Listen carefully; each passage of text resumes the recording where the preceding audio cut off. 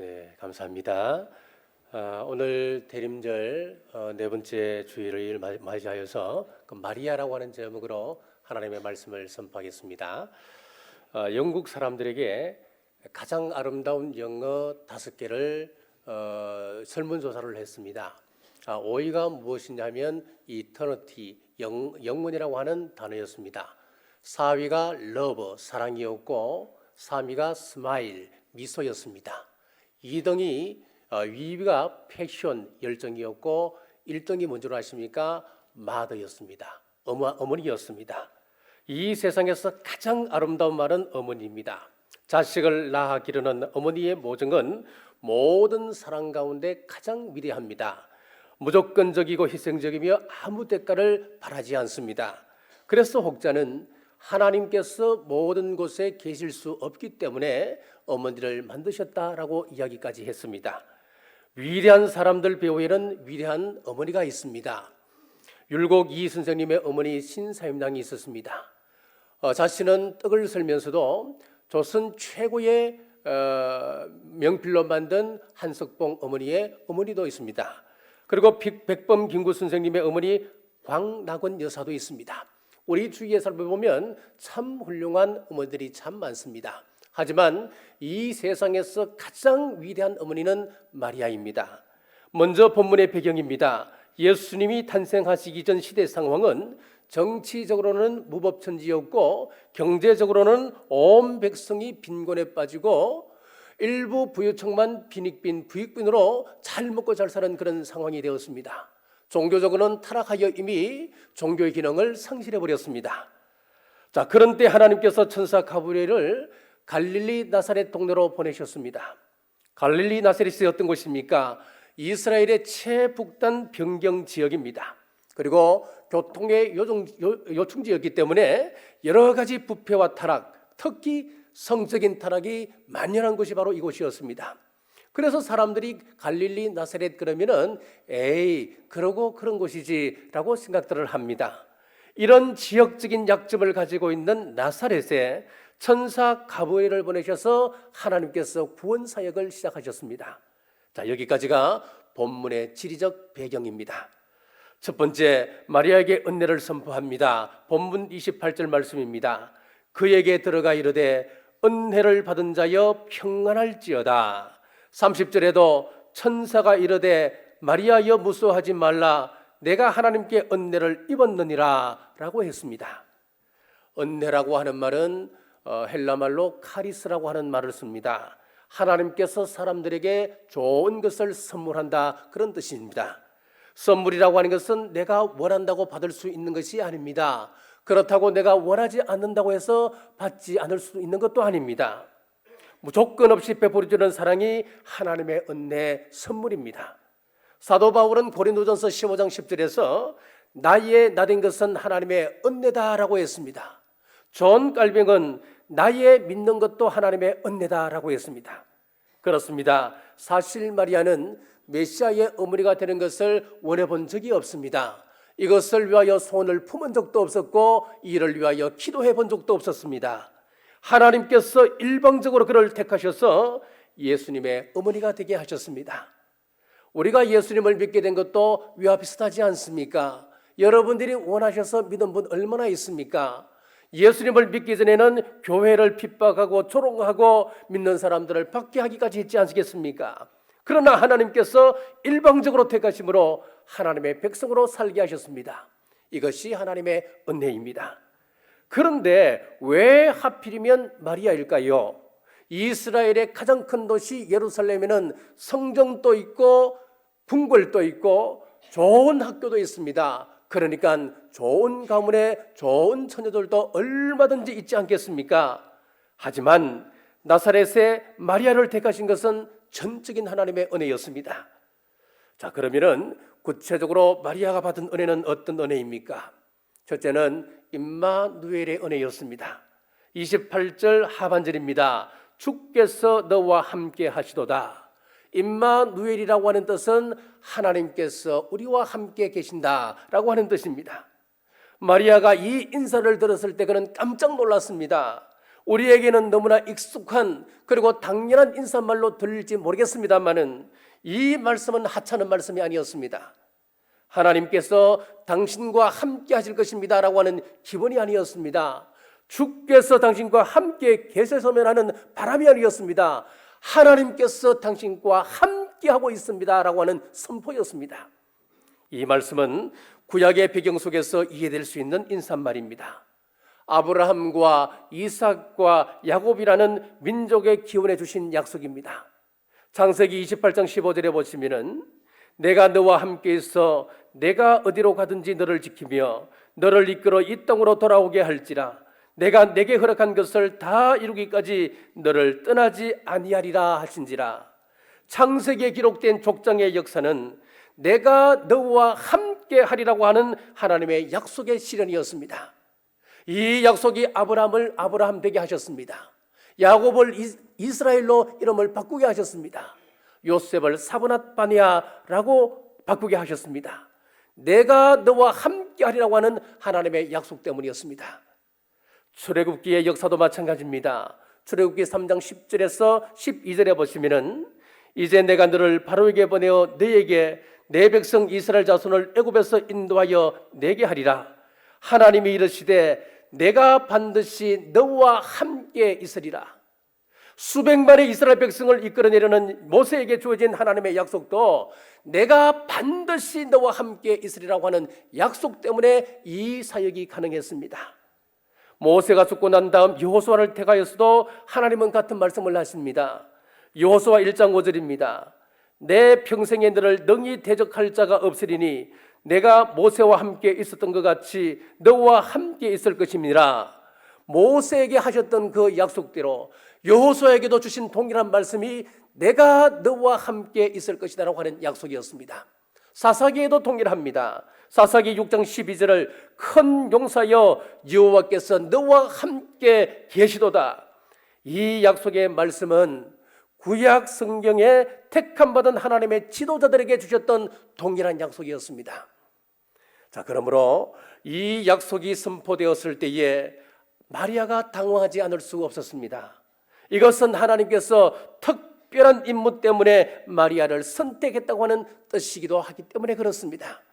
마리아가 자신을 돌아볼 때에 하나님의 특별한 사역을 위하여 택함받아야 할 이유가 없기 때문에 마리아가 놀라게 되는 겁니다.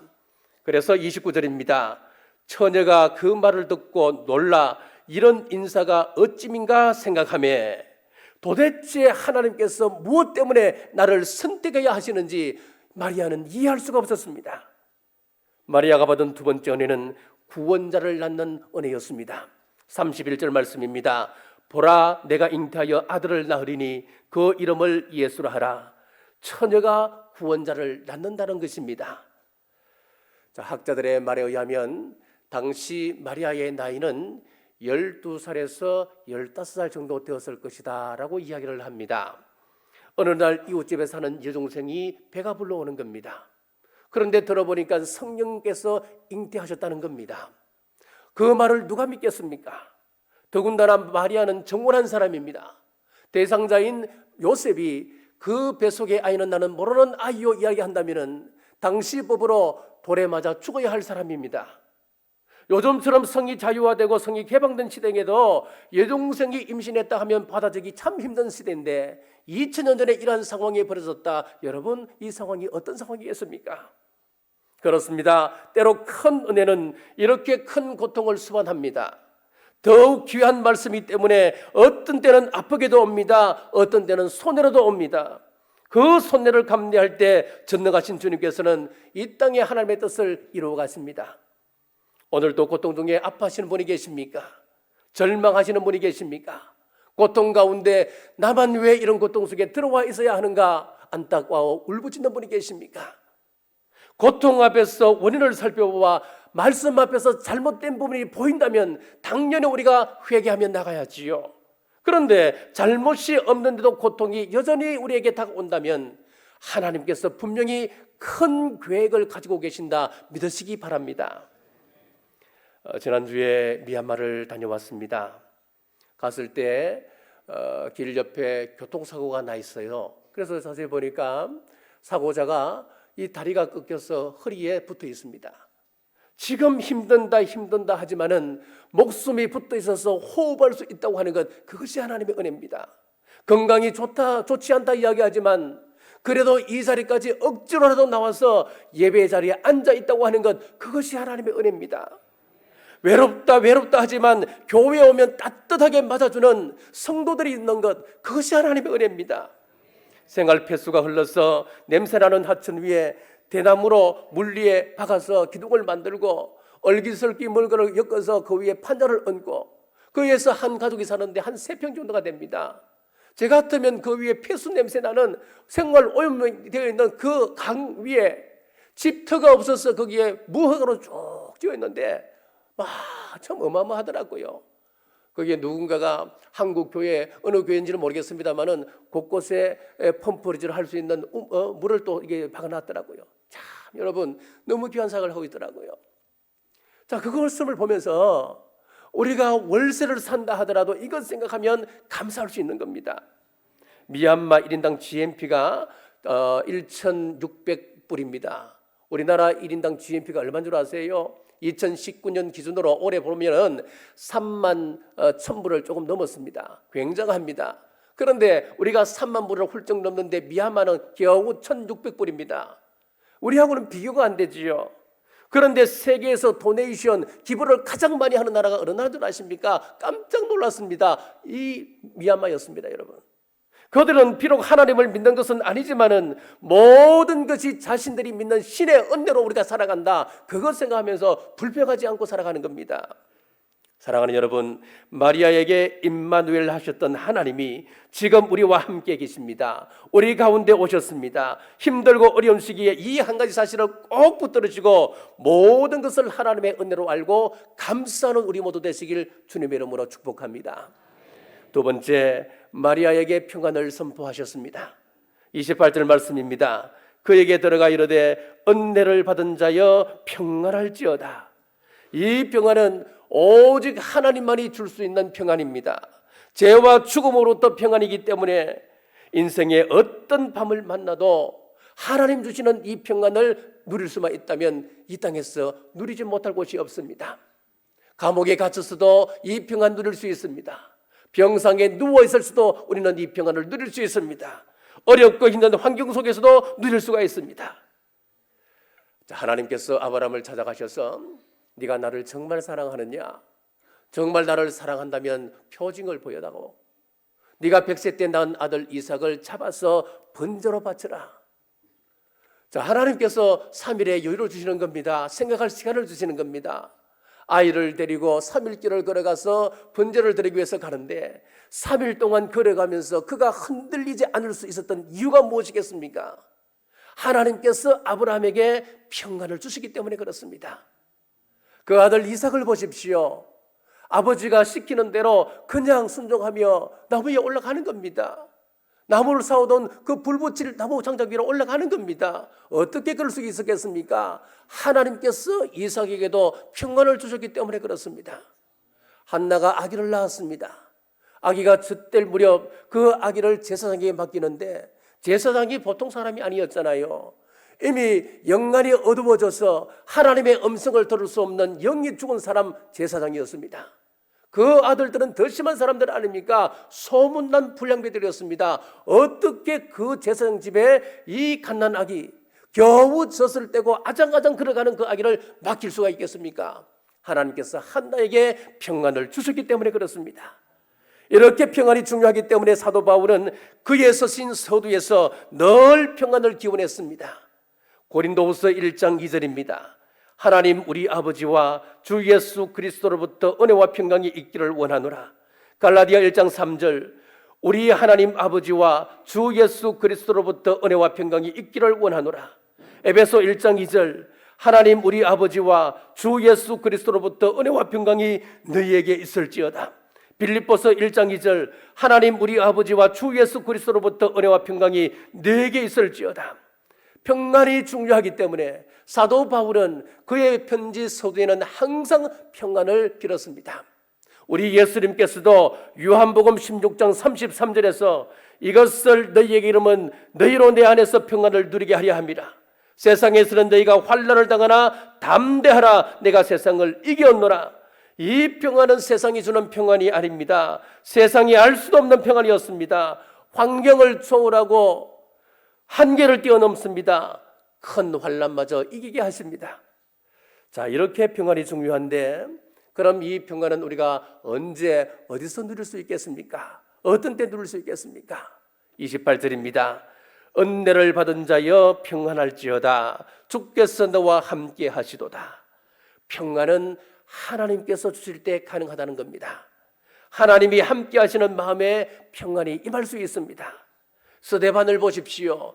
비난과 정죄의 돌무더기 속에서 그의 얼굴은 천사의 모습처럼 평안했습니다. 어떻게 그럴 수가 있었겠습니까? 하나님께서 그에게 평안을 주셨기 때문에 그렇습니다. 사랑하는 성도 여러분, 하나님께서 함께 하시는 큰 평안 누리시길 주님의 이름으로 축복합니다. 그런데 이 세상엔 평안이 없고 갈등만이 있습니다. 정치, 사회, 신앙적으로 혼란의 때입니다. 자기 편 아니면 다 비난합니다. 여당은 야당을 비난하고 야당은 여당을 비난합니다. 자기가 하는 것만 정의라고 말합니다. 내가 이해되지 않는 것은 다 틀렸다고 이야기합니다. 자기하고 생각이 맞지 않으면 교회도 비난합니다. 성경도 비난합니다. 성도도 비난합니다. 자기 기준으로 다른 모든 것은 틀렸다고 돌을 던지기 시작하는 것입니다. 자, 신바트의 모험에 나오는 이야기입니다. 높은 나무에 달려있는 코코넛을 쉽게 따는 방법이 있답니다. 어떻게 하느냐 하면은 원숭이 무리들에게 가서 돌팔매질로 돌로 원숭이를 던지는 거예요. 그러면 원숭이들이 얼마나 화가 나겠습니까? 화를 돋우면 된다는 거예요. 그러면 화가 난 원숭이들이 전부 다 코코넛 나무 위로 올라가서 코코넛 열매를 따서 사람에게 던지기 시작합니다. 조금 지나고 나서 그것을 주워오면 된다는 것이지요. 원숭이가 화를 못 이겨서 코코넛 열매를 집어 던지듯이 마귀는 우리의 성질을 돋아서 우리의 귀한 것을 집어 던지게 합니다. 마귀는 우리가 가지고 있는 믿음, 소망, 사랑, 신뢰, 평안, 미소까지도 환하게 만들어서 집어 던지게 합니다. 마귀는 우리 가정이 화목하고 평안하게 사는 것을 원치 않습니다. 여러분의 가정에 돌을 던져서 환하게 만들어서 화목이라고 하는 보물을 집어던지게 만듭니다. 마귀는 교회가 평안한 것도 원치 않습니다. 우리 교회가 평안하여서 든든히 서가는 것도 원치 않습니다. 그래서 교회를 향하여 돌을 던집니다. 마귀는 말씀대로 순종하고 살아가는 성도를 원치 않습니다. 그에게서 돌을 던집니다. 여러분, 마귀 장난에 놀아나면 안 됩니다. 여러분의 믿음을 던지지 마십시오. 여러분의 소망을 던지지 마십시오. 여러분의 사랑을 던지지 마십시오. 여러분 속에 있는 하나님 주신 큰 선물 평안을 던지지 마십시오. 미소를 던지지 마십시오. 속지 마시길 주의 이름으로 축복합니다. 다시 오실 우리 주님을 예배하는 성도는 이런 불화가 아니라 하나님 주신 평안을 지키며 언제 주님께서 천사장의 납벌 소리와 함께 우리 소리와 함께 이 땅에 다시 오신다 할지라도 아멘 주 예수여 오시옵소서 주님을 영접할 만한 믿음의 사람으로 서시길 주님의 이름으로 축복합니다. 세 번째, 마리아가 순종했습니다. 38절 말씀입니다.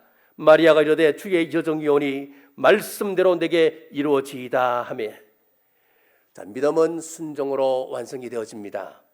아무리 믿음이 좋아 보여도 스스로 믿음이 좋다고 자화자찬할지라도 순종이 없다면 다 헛것입니다. 사람들이 볼 때는 비록 부족하고 연약해 보인다 할지라도 감사하며 순종하는 그 사람을 하나님께서 찾으시고 그를 선택하셔서 축복의 통로로 삼으십니다. 사람들 보기에 연약하고 내세울 곳 없었던 마리아는 큰 어려움이 닥칠 것을 알면서도 말씀대로 내게 이루어지이다 순종했습니다. 말씀대로 내게 이루어지이다, 이 말을 그리스 말로 하면 아멘입니다. 여러분, 하나님의 말씀에 아멘으로 응답할 때 역사는 일어납니다. 아멘으로 응답할 때 사랑할 힘이 생기게 되는 것입니다. 아멘으로 응답할 때에 순종할 용기와 절제 미덕이 생깁니다. 아멘으로 응답할 때 우리 주님의 놀라운 능력이 임합니다. 아멘으로 순종할 때에 하나님이 우리와 함께 계심을 확신할 수 있습니다. 아멘으로 응답할 때에 하늘의 평화가 우리의 마음속에 고요하게 내려오게 되는 것입니다. 오늘 이 마리아의 아멘이 우리 모두의 아멘 되시길 주의 이름으로 축복합니다. 사무엘상 15장 22절에서 23절에서도 말씀합니다. 사무엘이 이르되 여호와께서 번제와 다른 제사를 그의 목소리를 청종하는 것을 좋아하심같이 좋아하시겠나이까. 순종이 제사보다 낫고 듣는 것이 순장의 기름보다 나으니 이는 거역하는 것은 점치는 죄와 같고 완고한 것은 사신 우상에게 절하는 죄와 같음이라. 왕이 여호와의 말씀을 버렸으므로 여호와께서도 왕을 버려 왕이 되지 못하게 하셨나이다. 하나님은 순종 없는 예배를 받지 않으십니다. 순종 없는 예배를 어떻게 취급하시느냐? 무당에게 점치는 것과 똑같은 것이다, 그렇게 취급하신다 그랬습니다. 오늘 우리들이 살아가는 이 시대는 포스트 모던 시대입니다. 하여서 순종의 용기를 평가절하해버리고 오히려 비판을 미덕으로 오해하는 그런 시대가 되어져 버렸습니다. 하지만 성경은 말씀합니다.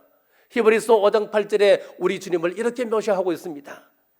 그가 아들이면서도 받으신 고난으로 순종함을 배워서 온전하게 되신즉 자기에게 순종하는 모든 자에게 영원한 구원의 근원이 되시고, 예수님은 고난을 통하여 순종함을 배우셨다 그랬습니다. 그렇습니다. 순종은 배우는 것입니다. 자, 앤드류 머레이가 반항은 죄인의 체질이다, 그러나 순종은 고된 학습이다 그랬습니다. 희생에도 불구하고 순종하고자 하는 이들로 말미암아 하늘나라는 이루어져 갑니다. 순종하고자 하는 그 사람을 통하여 하나님께서는 하늘나라 주인으로 삼으시고 복음의 역사는 만들어져 갑니다. 우리 교회도 마찬가지입니다.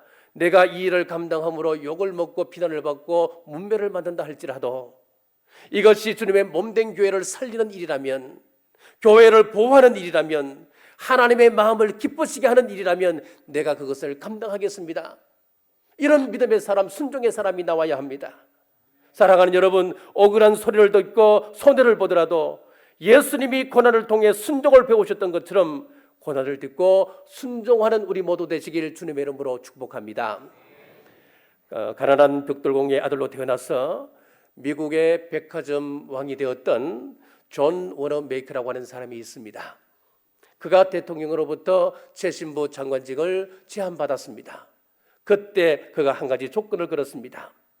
각하, 저는 매주 토요일이면 비행기를 타고 고향 필라델피아로 가서 내가 섬기던 교회학교 교사직을 감당을 해야 됩니다. 이것을 허락하시면 저도 최신부 장관직을 수행하겠습니다. 기자들이 교회학교 교사직이 최신부 장관직보다 더 중요하냐 물었을 때에 워너메이커가 이렇게 말합니다. 장관직은 임시직이고 부업이지만은 하나님께서 맡기신 교회학교 교사직은 나의 본업입니다 라고 했습니다. 기자들이 어떻게 백화점 왕이 될 수 있었습니까? 물었을 때 존 워너메이커가 저는 45년 동안 하나님의 약속을 확신하고 달려왔기 때문이라고 생각합니다. 내가 가장 좋아하는 하나님의 말씀은 마태복음 6장 33절 말씀인데, 너희는 먼저 그의 나라와 그의 의를 구하라, 그리하면 이 모든 것을 너희에게 더하시리라. 저는 이 말씀을 나의 약속의 말씀으로 믿고 하나님 주시는 생명의 말씀으로 믿고 이 말씀대로 순종하며 살아왔기 때문입니다 라고 이야기했습니다. 기자가 또 물었습니다.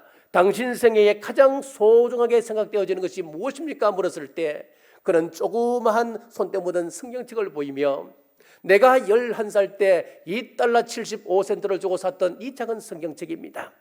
지금까지 보물처럼 소중히 여기고 말씀대로 순종하고자 저는 힘써왔습니다.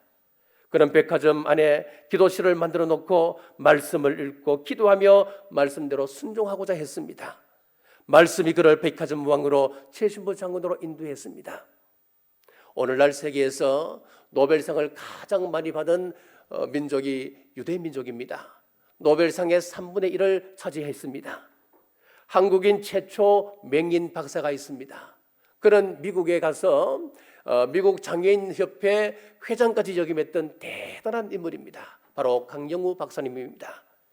유대인들이 어떻게 성공했는지를 그가 연구하다가 다음과 같은 결론을 내게 되었습니다. 첫째는 모든 힘은 하나님께로부터 온다는 믿음입니다.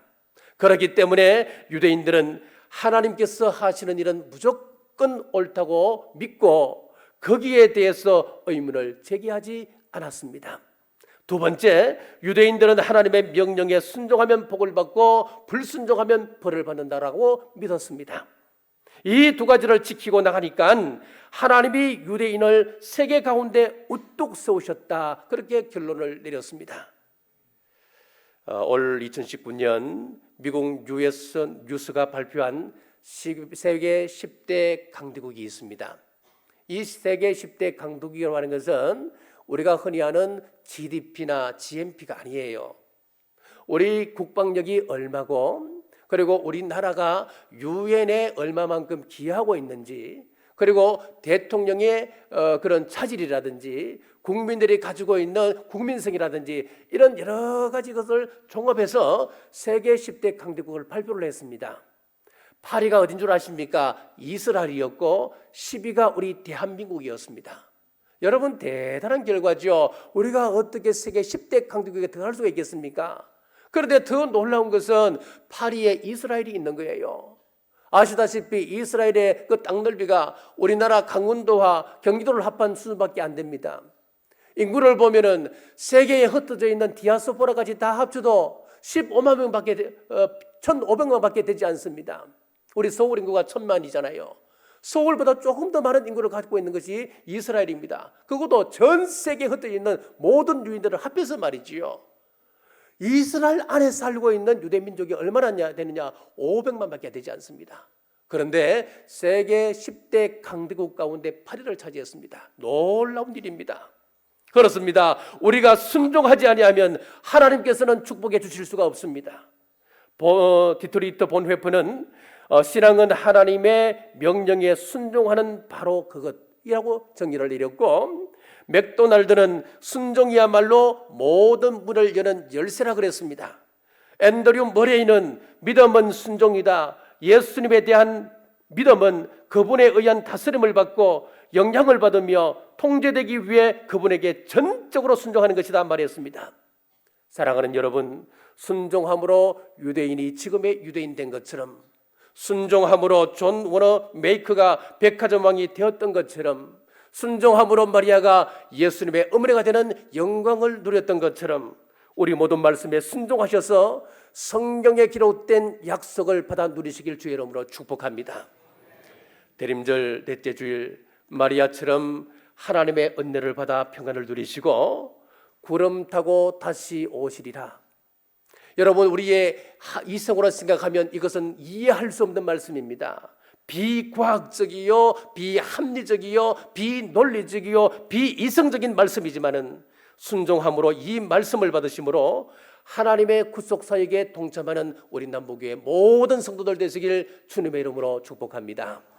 기도하겠습니다. 자비로우신 아버지 하나님, 대림절기를 맞이하 하나님의 구원 역사를 나누게 하심을 감사합니다.